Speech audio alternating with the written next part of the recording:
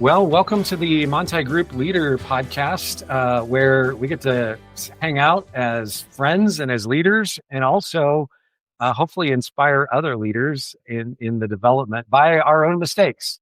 So, Abe, it's great to have you be hosting again. It's good to be here, Walter. Jake and Josh, good to have you back. You both repeat offenders. Guests on our podcast. So appreciate you guys being here. Maybe let's just do something real quick, if you don't mind, before I dive into review of chapters. Jake, would you give just a 30-second quick introduction? Probably people have heard your voice and know your name, but what's the organization you steward, and start there. Sure. So I'm Jake Manthei. I lead Astor Brands, which is one of Manthei Group's 5 business units. In one very verbose sentence, Astor Brands is a sales, marketing, and intellectual property company that manufactures business opportunities for concrete producers globally. So what that means is we have a sales and marketing group that pulls market through our manufacturer network, which is global in scale. So all the concrete products that you see Manthei Group making, Ready Rock, Rosetta, Novum Wall, Pole Base, and our newest product line that we have only released to a small handful of people called Velpont, we're only selling the manufacturing equipment. And then our manufacturing network, which is about 240 customers strong in 30 some odd countries, are making the concrete products in their local markets. So that's what Astor Brands is and what we work on every day. And some of it seems to work. Awesome. Thank you. Josh, same. Would you mind introducing yourself and the company you steward? Yeah. Well, my name's Josh Manthei, and I steward our construction company, which we call Manthei Construction. That was kind of the original name up here.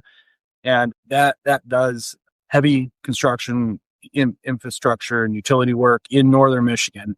And then we've kind of expanded over time. We have 2 other kind of departments that are income kind of out in the marketplace, which is called Manthei Supply, which is also in northern Michigan, where we sell landscape products to contractors and homeowners here in northern Michigan. And then we have a manufacturing division or department called High Format, which makes landscape products that we sell to other dealers in other markets. So that we kind of cover Michigan, Ohio, Indiana, northern Illinois, and Wisconsin with that. So we've kind of evolved over time. About 80% of what we do is in the landscape manufacturing and supply.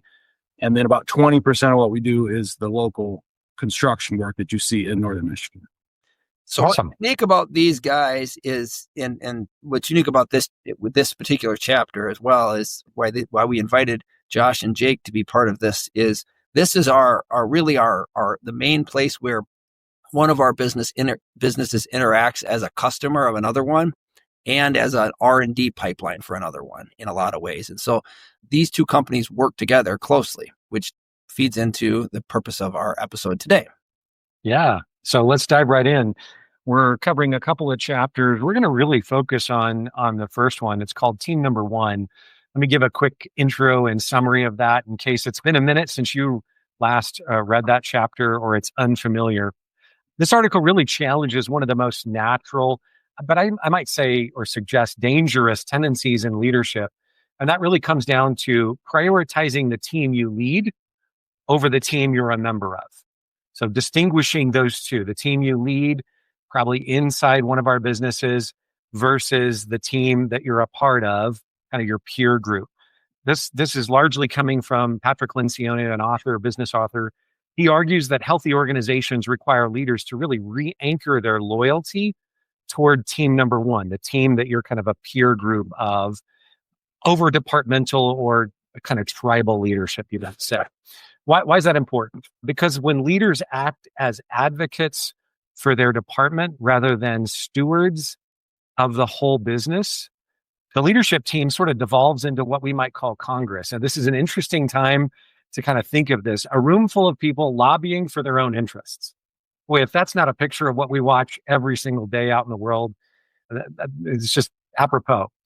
So this fragmentation erodes trust, it slows decision-making, causes leaders to optimize locally rather than kind of system-wide or organizationally. those are all things that it's just a natural part of businesses if we don't recognize this. And so as you're hearing this podcast episode, I think this one's going to air just before Christmas 2025. I want to just context set this as we open up the dialogue around our leader values.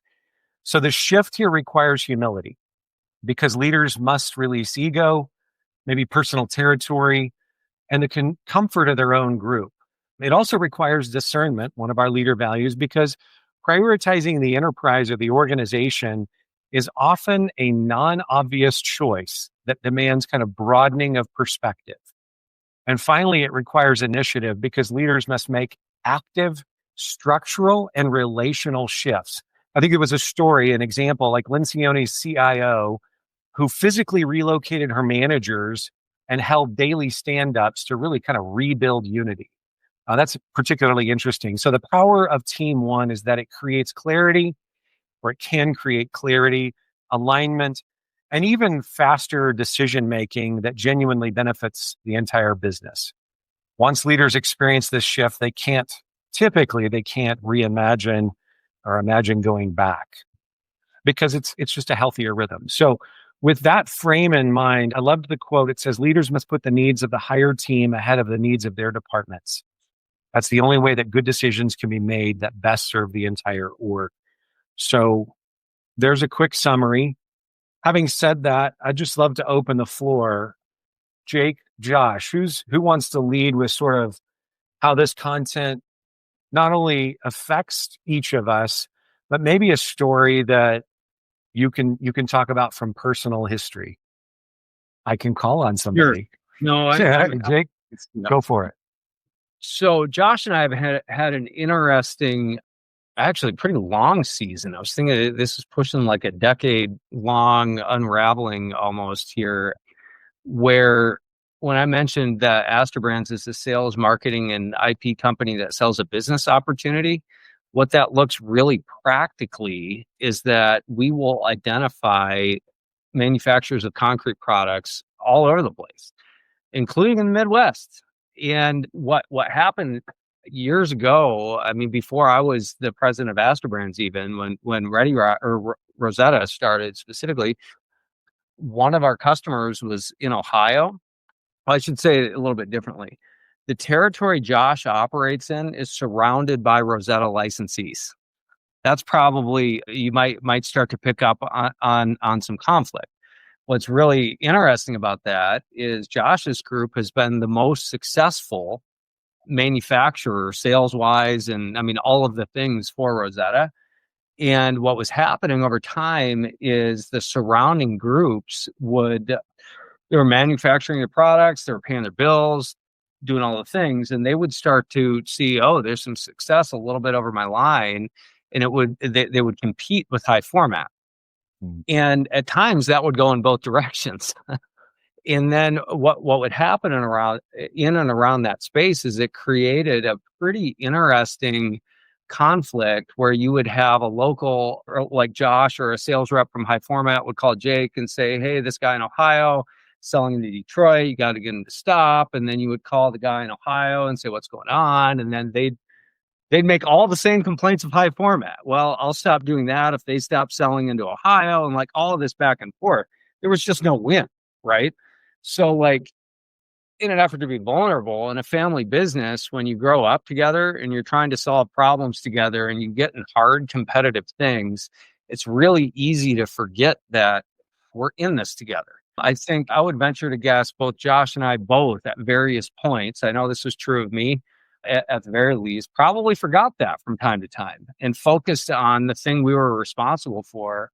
And when we found that we couldn't get internal alignment, we probably had a bias towards our own responsibility. And that created a real breakdown in relationship, of trust.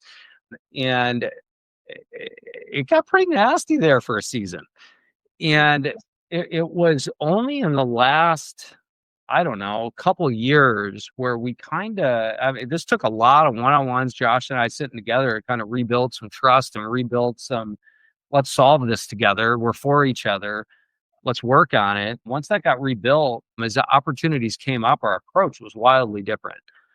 we talked Lencioni a little bit. I like to read, so I'll drop another guy, which is Stephen M.R. Covey. He wrote a book called The Speed of Trust, which is the son of Stephen R. Covey, who did the 7 Habits of Highly Effective People, just for clarity's sake. He has a chapter in that book that talks about different negotiating styles. It was really interesting. I remember reading that during that season, thinking this is some of where we missed. The negotiating styles are win, win, lose, win. I mean, all the combinations of that. And I think at one point I probably tried to win, lose. Josh probably tried just to win. We probably looked at lose wins. And it wasn't until we rebuilt some relationship and figured out that we needed to pursue win-win and doing what was for the greater good that we found breakthrough. And it took a while, but I actually think we got it to a win-win. We had a customer that got acquired several times over, and long story short, needed to be exited at a snapshot in time where Josh needed to enter or had the opportunity to enter that market, and where that changed all of the surrounding licensees. So instead of just putting our heads down and saying, this is my thing that'll affect everybody else, we got together and said, okay, this is a benefit for high format, but this is going to create relational and conflict issues with the other licensees for me. Let's go solve those together. So we actually had an event, like we called every one of them together, Josh and I did, and we said, this is what's happening. This is what's going on. Here's our intent. We had an event where we sat with all of them face to face, and it actually has gone pretty well. Not perfect, I mean, because that's not really a thing, but it went from like probably win, lose, or just I'm going to work on my win and, not even look at the other guy, and to something that I actually think is working pretty good. So that's kind of a high level view of the team one, and we can unpack that as much or as little as you would like. But that's the world according to Jake. You should hear from Josh. I maybe got half of it wrong. Yeah, Josh, what was your sense of that environment? Well, I think, there's a lot of dynamics there. I think if you kind of look at it in the broader, just on page 137, it says, when members of a management team feel a stronger sense of commitment and loyalty to the team they lead than the one they're a member of, then the team they're a member of becomes like the U.S. Congress, like Walter was talking about earlier. I think when you're leading a team, it's very easy to try to want to take care of your team or look out for their best interests. And I think that's totally natural, and you should do that to some extent, but you can't forget the member, the team that you're a member of. Everybody is leading, in our organizations, you might be leading your own team, but then if you look up, you're also a member of a team. And I think as leaders of business units and part of the Manthei Group, I think we have to start thinking. One of the shifts is we started thinking of ourselves as a team, not individual businesses. And you see on Walter's shirt, he's got the Manthei Group. The book, the name of the book says the Manthei Group. All this idea of that all of a sudden kind of connected us. We are not individual businesses kind of competing in the marketplace. We are actually, our team is all the businesses together. And I think that was kind of when Jake and I are able to step back from that, because individually as businesses, I think we were trying to look out for our own team and the thing that we were put in responsibility of. So Jake was looking out for what he was responsible for, and I was looking out for what I was responsible for. So it wasn't until we kind of collectively said, hey, listen, let's take a step up and look at it all together. Now we can say, listen, any individual decision might be slightly negative for one company and positive for the other, but we want to look kind of in net. Are we making progress, and look at it together? Because 4 or 5 days, months later, whatever, the shoe might be on the other foot, and it's the opposite. So, but I think that's a natural thing to do and very easy as you're leading a team. If you are in a leadership position, it'll be natural for you to want to take care of your own team and not kind of think about anybody else. But so yeah, I think that's an important concept to kind of think through. Business is a team sport. So you can't, if your little team wins, but your little part of the team wins, but everything else is losing, you're not overall winning. And that's a just an important concept to keep in mind. Yeah, I like to think of it maybe in this way. And so thank you both for being transparent. I mean, let's face it, the people that you're leading or we're leading over the last decade, they felt that environment. And we're responsible for creating environments in which our teams can thrive and flourish. And flourishing doesn't just mean we all get along. It means that we produce something, we sell it, there's profit, we pay the bills. So flourishing has a lot of different components to it, but by you guys working through that, and Jake, you said it, like it took stepping back. It took rebuilding relationship. And that's a fundamental thing that I think as leaders, when you move into leadership, you're not just defending your territory. You're thinking about the greatest good for the most people. That's the way I've kind of, a simple way to distill this down is what's the greatest good for the most. I think there's some classic examples though, and you both deal with this in your respective business units, sales and operations, or sales and manufacturing, or sales and production, right? Those are two teams inside almost every business in some way. And if I'm the sales leader and I'm looking across the table at the operations or the manufacturing or the production, usually there's a lot of, well, why didn't you get it done? Or, so maybe speak about how you've helped leaders in your own business even begin to kind of work through what you've had to work through, maybe in a practical way. So what are some of the tips that maybe Jake or Josh helping people see the bigger picture? How do you help them get that view? One thing I would say, and Jake has a very similar program, but we have a profit sharing program. And I think, you got to be careful when you set, if the team, you want to measure things with your team and have goals, but it's easy to get fixated on meeting your own goals and irrespective of the bigger picture. So I think if you can make goals that kind of align to the benefit of the company on a bigger picture rather than just your department, that could help. So we just have to be very careful of the incentives we make down in our individual teams. If we're measuring things, they might tend to want to win at that game, even if it hurts another department or makes it harder for that other department to win. So I think, kind of just, you want goals and incentives, but you have to be careful that they don't have unintended consequences that cause divisions and silos. I think that's a real common thing that I can accidentally do real easily. Oh, that's good. That's really important. Jake, what's on your mind there? Yeah, I'll pick up where you left off, but through the lens of a story. I learned something like early career. I mean, fresh out of college, we had this sales rep that, this seems really clear in hindsight. In the moment, like I didn't know what was happening. I was 22, but he would set up customers and not share any information back with the company, or just super limited minimum viable information to ship the order. In hindsight, what was really happening there is he thought that the value he was creating was limited to his personal relationship with that customer. I'm sure there's gobs of stories like this. I'm actually going somewhere with profit share, believe it or not. Years later, when he left, it left a way bigger hole than it should have because the relationships with the customers weren't the company's. And when we had to do a big rebuilding around the same season where that person left of the sales organization, and we did things like create standard operating procedures and item numbers for all the stuff. And like we made sure multiple people knew the key contacts and all these things. When you go back to profit share and team number one, guess what happens when the sales rep is sick? Nothing. All the data is there. It's all harvested in the system. We have all the customer notes in the CRM. All of the data is there to manufacturing the parts and the pieces. And guess what happens? The sales rep makes his commission even though he was sick that week and the stuff got shipped, but the company met its profit share target. There's like a specific example, like brass tacks, where like when you think about team number one, the company is there to benefit the entire organization, not just the shareholders, but all the people that are in it. It enables you to orient yourself and lead from a place of, let's make sure we own it together.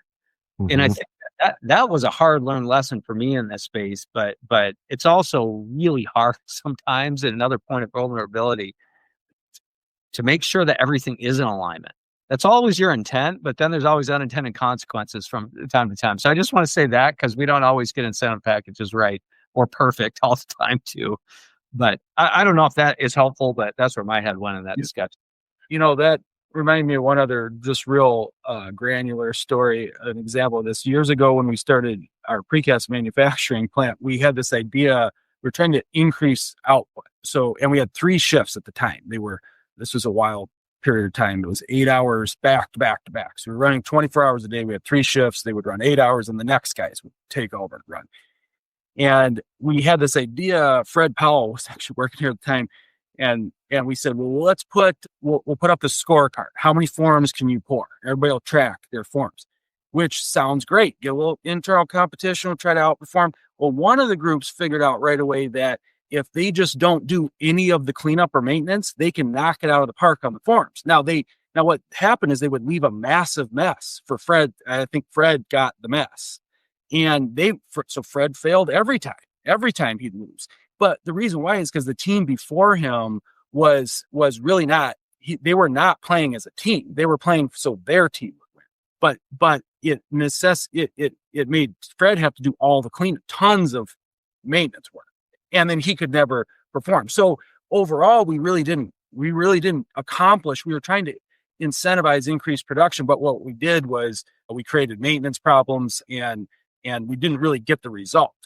But that's a great example of people not playing on, the leaders of those teams were really just trying to win with their team, irregardless of how it affected the next guy.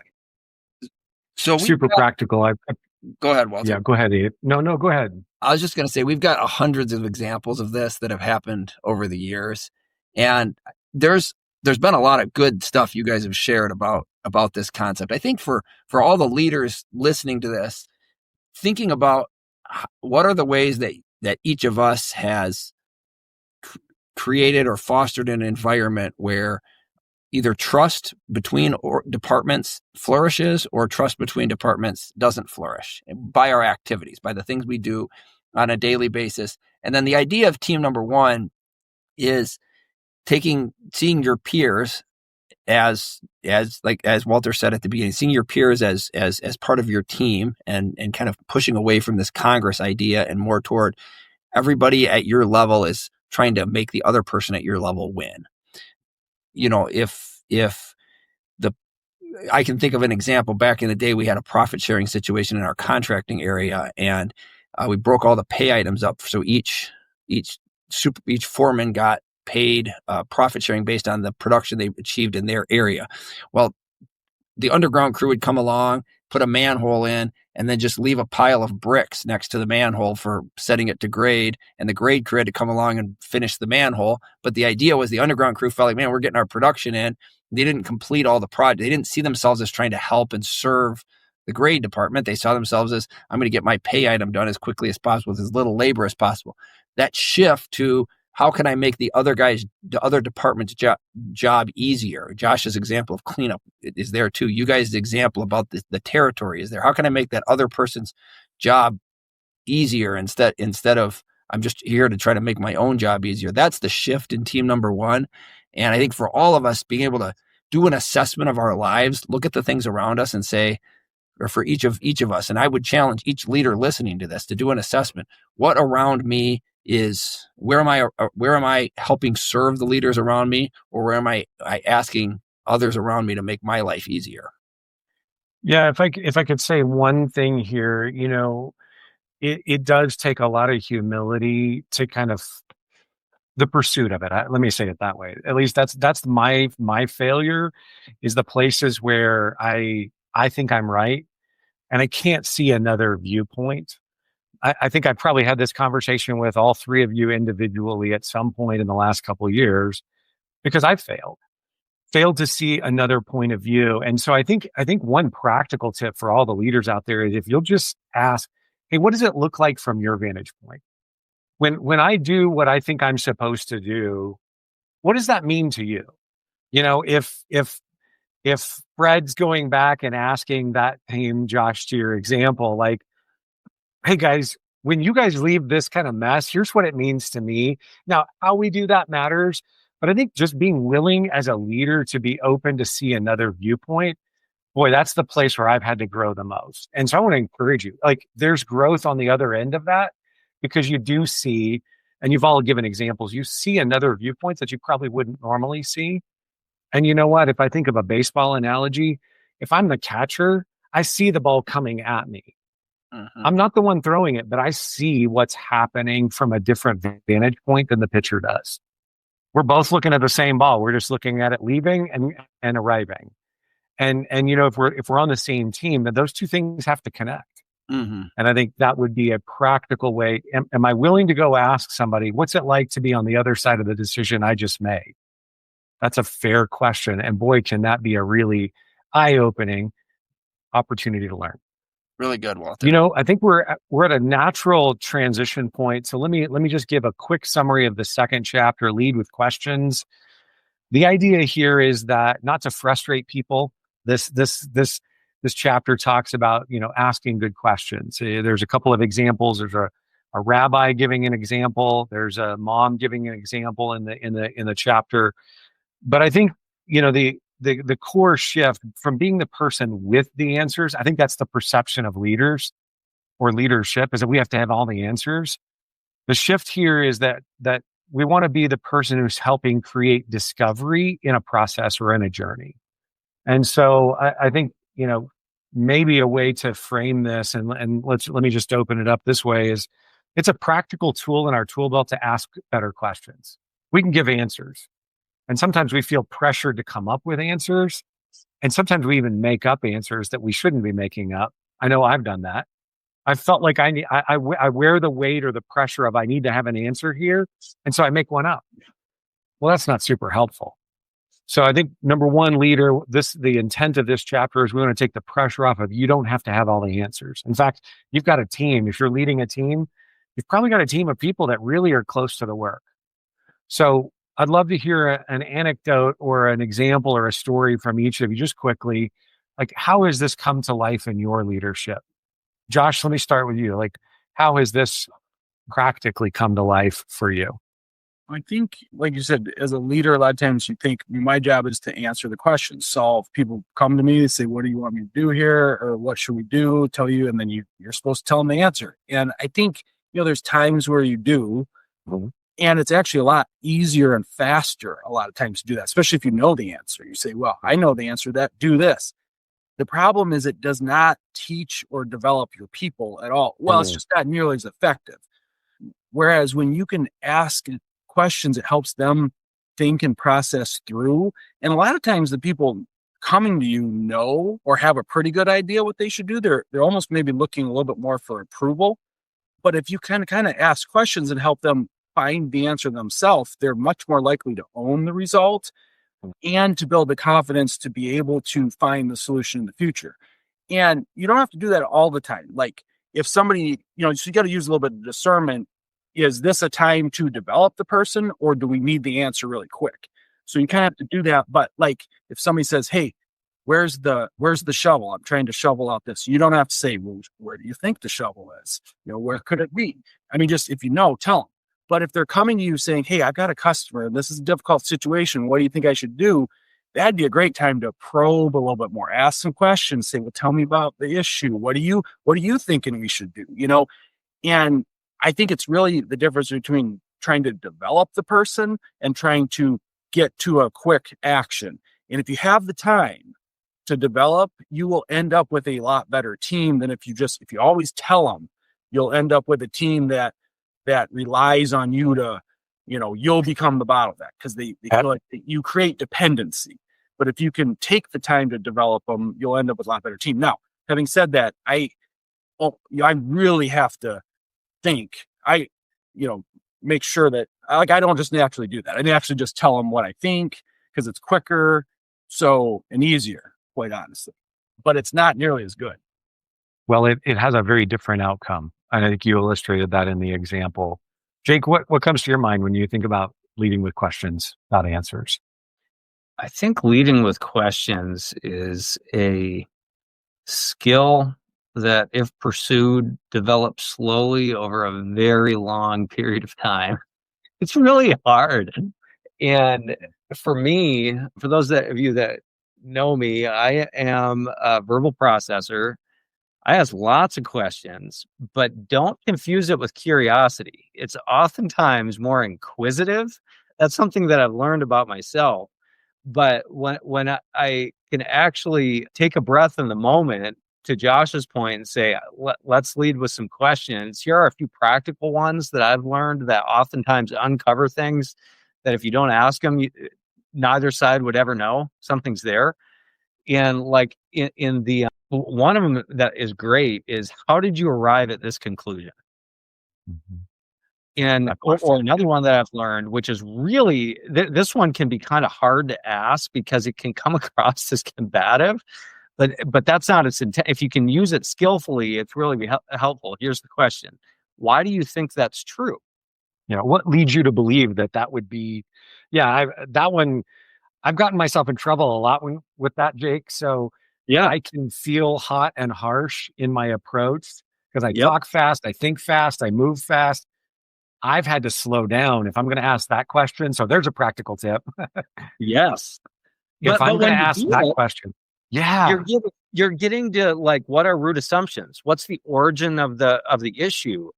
Another one on the sales level that I've been trying to grow like a habit or a muscle in this space with customers.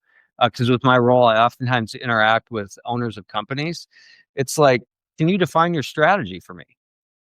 And then do a little strategy review.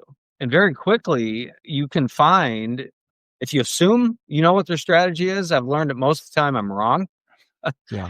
But if you can find out what their strategy is, and if you know what yours is, you can very quickly find points of alignment and misalignment. And on the points of misalignment, now you have something really clear to go work for them. And that's something like I've only done fairly recently in the last probably 2 years. And man, that's been fruitful. So there's some practical stuff in leading with. I had one, just to give a very specific example, on a very difficult customer situation. My role, in Josh's too, you oftentimes find yourself working on both the biggest opportunities and the biggest problems. So I was working on one of the biggest problems.